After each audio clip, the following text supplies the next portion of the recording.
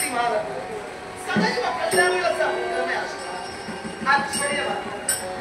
अगदी नारायण आपल्या कर्तव्याला प्राधान्य देत आपल्या कर्तव्याच्या दिशेला प्रयाण करत होता आणि असा असताना अनेक शब्द आपल्या मुखातून वाचून पडले. कारण कौशल्य या बिंदूला स्पष्ट करा. आपण आपल्या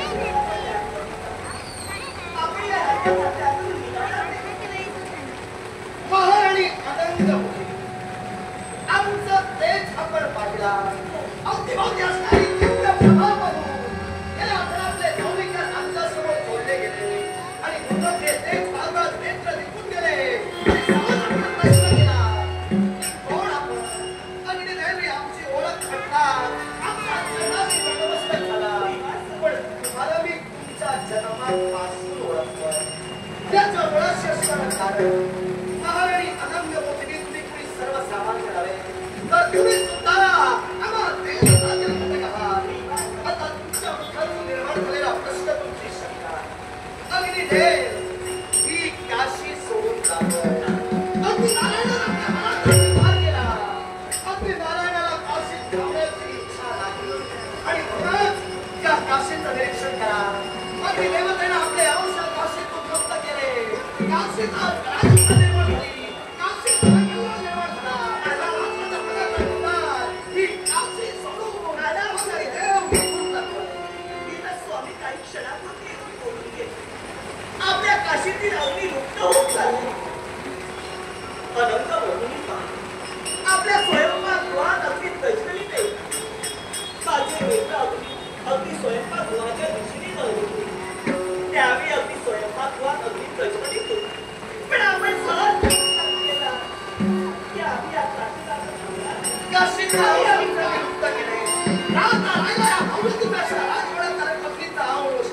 लुप्त करून अग्निदेव काशी सोडून असा कोणता अपराध राजकरते देवीदास यांच्याकडे नाही. म्हणून आपण या महाराणी अनंत वास्तविक हा प्रश्न तुम्ही मला आता प्रश्न उपस्थित झाला म्हणून तुमच्या प्रश्नाचं उत्तर देतोय. ज्या काशी शिवशंभू महादेवांचा वास्तव्य अनादिकाळापर्यंत होतं, ज्या काशी शिवशंभू महादेव असलेला काशी शिवमय झालेली होती, तीच काशी आता शिव नामस्मरण विष्णू विरोधास राजाचा जय जयकार करत होते. अर्थात अग्नि देवतेची मनोधारणा ज्या काशीत आता शिव आहे त्या काशी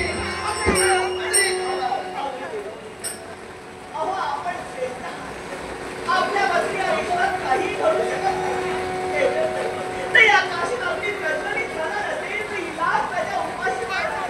म्हणूनच हा जो विनंती करू एकदा आपल्याला सांगतो आपण या काशीचा त्याग करून जाऊ नये. महाराणी आपली विनंती मी काय मानलेली असती पण यावर्षी आपल्या विनंतीला मी दुरावू नाही. मी धर्माचा देव आहे. आजपर्यंत धर्माचा निष्कामाची वाटचाल केलेली आहे. हे भाग माझ्या कर्तव्याला मी भावनांपेक्षा अधिक प्राधान्य देतो. तुमच्या विनंतीला मान्य करतो.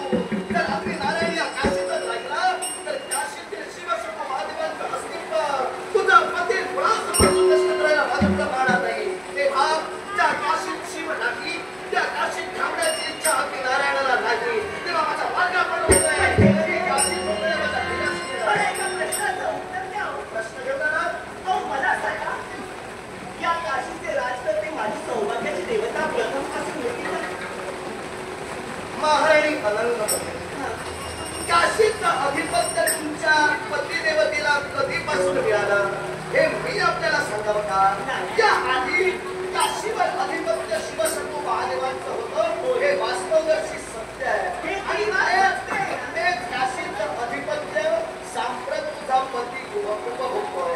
तेव्हा काशीचं अधिपत्य पूर्वीपासून तुझ्या पतीकडे नव्हतं, अलीकडच्या काळात या काशीचं अधिपत्य माझ्या सौभाग्य देवतेला का आणि कशासाठी दिलं गेलं?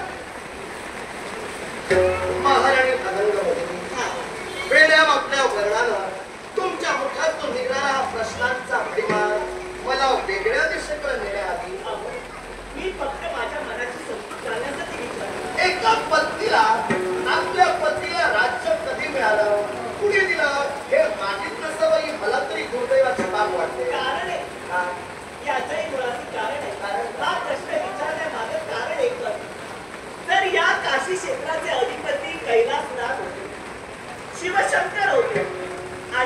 देवतेनं तर माझ्या सौभाग्य देवतेला हे काशीचं अधिपत्य दिलं, याच्याही मुळाचं काहीतरी कारण होतं. महाराणी अनंत भगिनी, जर कारण या अग्निदेवतेला तुम्हाला स्पष्ट करून सांगावं तर कारणही तुम्हाला सांगतो. काशीत 60 वर्ष अवर्षण पडलं तेव्हा सुतराम सुतराम असणारी काशी जी हरिवास क्षेत्र म्हणून ओळखली गेली, ती काशी अवर्षण पडल्यामुळं खरं तर काशी खलखल निर्माण झाला. तेव्हा ही काशी जर पूर्ववत व्हायला हवी तर एका पुण्यवंत राजकर्त्याचं पुण्य खर्ची करणं गरजेचं होतं. आणि म्हणून तुझ्या पतीला या काशीचं अधिपत्य देऊन खऱ्या अर्थानं काशी सुगराम सुगराम करण्यासाठी भगवान शिवशंकरानं सुद्धा माझ्या सौभाग्य देवतेला या काशीचं अधिपत्य दिलं म्हणजे तो पुण्यवान होतो. चुकतेस महाराणी अनंत मोठी चुकतेस. मी आपल्याला थांबवून सांगावं हा कदाचित या संवादातले माझा अपराध ठरेल, त्याबद्दल दिलगिरी व्यक्त करतोय. पण आपण काय बोलून दिला? शिवशंभू महादेवांनी तुझ्या पत्नीचं तेज ओळखून त्याच्याकडे दिलं. शिवशंभू महादेवांनी बाई काशी दिली नाही, काशी पुरी दिली. एकदा नवऱ्याला विचारायचं त्रयी देवतांतील श्रेष्ठ देव. मुळात पाहायला गेलं तर त्रयी देवता श्रेष्ठ आहे. पण या त्रयी देवता श्रेष्ठत्व जर पाहायला गेलं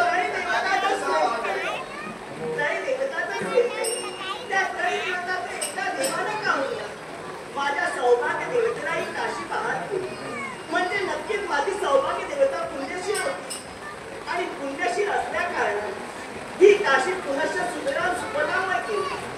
मला सांगा, तिथं शिवानं माझी काशी अगदी सुजलाम सुफलाम होण्यासाठी त्रय देवतातील एका देवतेने तर माझ्या सौभाग्य देवतेला दिले, म्हणजे त्यावरती माझी सौभाग्य देवता पुण्यशील होती. हे त्रिमात्री सत्य आहे ना. महाराणी अनंतपुरी, तुझा पती निश्चितच पुण्यवंत आहे. तुझ्या पतीचा आदर्श निश्चितच इतरांनी घ्यावा. तुझा पतीचा स्वाभिमान निश्चितच या अग्निदेवतेला आहे. पण तरी सुद्धा तुझा पती पुण्यवंत आहे हे वास्तव सत्य अग्निदेवतेनं नाकारलेलं नाही. पण मी माझ्या धर्माला प्राधान्य काशी सोडतोय. माझं काय याचंही मुळाशी कारण आहे. कारण त्यावेळी अवर्षण पडलं होतं. अनेक प्रजाजन मृत्युमुखी पडत होते. या विश्वाच्या ठिकाणी हाहाकार वाचला होता. म्हणूनच ही काशी माझ्या सौभाग्य देवतेला बहाल करण्यात आली. आणि दर करून ही काशीचे अधिपत्य म्हणजे माझी सौभाग्य देवता आतापर्यंत सांभाळण्याचं कर्तव्य करते. आणि अग्निदेवता आपण या काशीतून निघून गेल्याच्या नंतर या त्या स्वयंपाक गृहात जर अगदी कळकळीत झालं तर ही लाट प्रजा उपाशी पडणार नाही का? मग मला सांगा, त्यावेळी तुमच्या शिवाला हे योग्य वाटेल का? महाराणी अनंतमुखी, तुमच्या शिवाला म्हणजे नेमकं तुला काय म्हणायचं? म्हणजे भगवंत शिवचा शिव म्हणजे तो तुमचा कुणी नाही का? आमचंही आहे. आजपर्यंत कुठल्या देवतेची होती केलीस? हो, पार्वती परमेश्वर आहे. पार्वती परमेश्वराची जर तू भक्ती केली तर तुमच्या देवाला म्हणण्यापेक्षा आमच्या देवाला म्हटलं इष्ट नाही का? मग तुमच्या देवाला हा शब्दोच्चार तुमच्या मुखातून मागे पडला हे शिवाला कधी योग्य वाटणार नाही. मी थेट तुम्हाला सांगतोय. पण अग्निदेव काशी सोडवण्याच्या मुळाशी असणारं प्रामुख्याचं कारण जर शिवशंभू महादेवांची तुम्ही भक्ती केलात, शिवशंभू महादेवांच्या कृपेनं ही काशी तुम्हाला मिळाली असं जर तुमचं ठाम म्हणणं असेल तर माझ्या एका प्रश्नाचं उत्तर द्या. काशीतील खऱ्या अर्थानं शिवशंभू महादेवांचं अस्तित्व रिपुंजय राजामध्ये तुझा पती दिवोदास राजा झाल्यापासून का कमी झालं? अहो, आम्ही आमच्या मनाच्या ठिकाणी आम्ही शिवशंकराची भक्ती करतोच. पण या विश्वाच्या ठिकाणी इतर प्रजाने माझ्या सौभाग्य देवतेच्या मृत्यू करता याच्या मुळाचं कारण आहे. कारण अवसन पडल्याच्या नंतर हे काशीचं क्षेत्र पुनश्च सुजला सुफला माझ्या पतीने परमेश्वरानं केले. मग असं असताना सुद्धा जर एखाद्याचा उदो होत असेल तर आपण त्याचं का वाईट वाटून घ्या? उदो प्रत्येकाचा व्हावा. या विश्वाच्या पाठीवर उत्कर्ष प्रत्येकानं साधावा. प्रगतीच्या पथावर प्रत्येकानं चालावं. पण दुसऱ्याच्या अस्तित्वाला डाग लावून स्वतःचं वर्चस्व वाढवण्याचा प्रयत्न पुढे करू नये. तुझ्या पतीनं जे कार्य केलं ते निश्चितच धर्माचं होतं. तुझ्या पतीनं आजपर्यंत जी जी कृत्य केली निश्चितच फायदेशीर होती. पण तुझा पती कुठं चुकला तर तुझ्या पतीमुळं शिवाचं अस्तित्व या अविनाशी क्षेत्रातून प्रत्येक काशी क्षेत्रातून कमी होतंय. हीच अंतर्मनात तुम्ही कसा ही काशी म्हणजे शिवा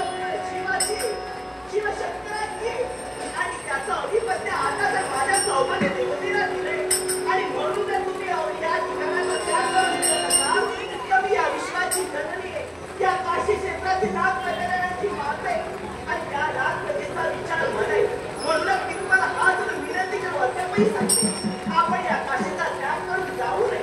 मारणी अनंगवती, मी माझा निर्णयापासून कधी वंचित होणार नाही. तिथं कर्तव्याला प्राधान्य दे. काशीमध्ये सारे गोष्टी नव्हते केले. तुमच्या विनंती अमान्यता दर्शवून जर काशीचा राहिलो तर तो माझ्या चरित्राला नाग आहे. तेव्हा दैवताचे घटक आजपर्यंत कधी कलंकित रित्या वावरले नाही. तेव्हा मी आपल्याला सूचित करू इच्छितो आहे. अगदी नारायण काशीत थांबो ही जर तुमची इच्छा असेल तर काशीत ते खरं शिवशंभू महादेवांचं अस्तित्व होतं. ते अस्तित्व जसं होतं तसं करा. प्रत्यंत करीने हा विषय माझ्याकडे आल्याने माझी सौभाग्याची देवी. यांच्यापर्यंत आपण मांडलं असतं तर योग्य झालं. मग मला थांबण्यापेक्षा हाच विषय तुझ्या पत्नीला सांगून नंतर मात्र केलं याच्या असतं. विश्वासी काय? त्यामुळे आपण यामध्ये सगळ्याचा त्याग करू. या स्वयंपाक गृहाचा त्याग करून नित्यानंद आपलं दर्शन घेऊ. म्हणूनच ते आपल्याला थांबविण्याचे प्रयत्न केले. कारण या विश्वाच्या ठिकाणी पंचमहाभूत आहे आणि त्यातील आपण एक घटक आहोत. आणि पंचमहाभूत विश्वाच्या ठिकाणी नसतील तर हे विश्व सुद्धा सुरळीत चालू शकत नाही. मारणी अनंगवती, अगदी नारायणाची महत्त्व जर आपल्याला कळते तर वास्तविक अगदी नारायणाच्या ध्येयापासून तुम्ही कधी वंचित करता उपयोगी नाही. आणि एवढं जर सांगून जरी ऐकत नसाल तर माझा सुद्धा लागणार नाही. कारण या नागप्रजेची माता आहे. या विश्वाची जननी आहे मी. आणि या नागप्रजेसाठी झटतंय माझं कर्तव्य. आणि म्हणूनच तर या ठिकाणाहून मी आपल्याला जाऊ देणार नाही. ते घेण्याशिवाय कधी लागणार. वाटेल ते झालं तरी चालेल. या देवदूताशी संघर्ष करावा लागला तरी प्रयत्न. या देवदूताशी संघर्ष करेल, पण माझं या काशीतून तुम्हाला जाऊ देणार नाही. मग मी मारणी अनंगवती, देवतत्वासमोर हाती शस्त्र घेऊन कधी निश्चित असा. माझ्या कर्तव्याला प्राधान्य दे. आपल्याला प्रतिकार करा. ही काशी सोडून जाईल. तू वाटेल ते झालं तरी चालेल. या ठिकाणाचा त्याग आपल्याला जाऊ देणार नाही. तुझा माझा देवा तारे वैराकार. तुझा माझा देवा तारे वैराकार. दुःखाचे डोंगर दाखविती. दुःखाचे डोंगर दाखविती. तुझा माझा देवा तारे वैराकार. बड़े बांधुनिया देसी काय हाती. बड़े बांधुनिया देसी काय हाती. ऐसी काय किती आले तुझ्यावरी. ऐसी काय किती आले तुझ्यावरी. तुझा माझा देवा तारे वैराकार.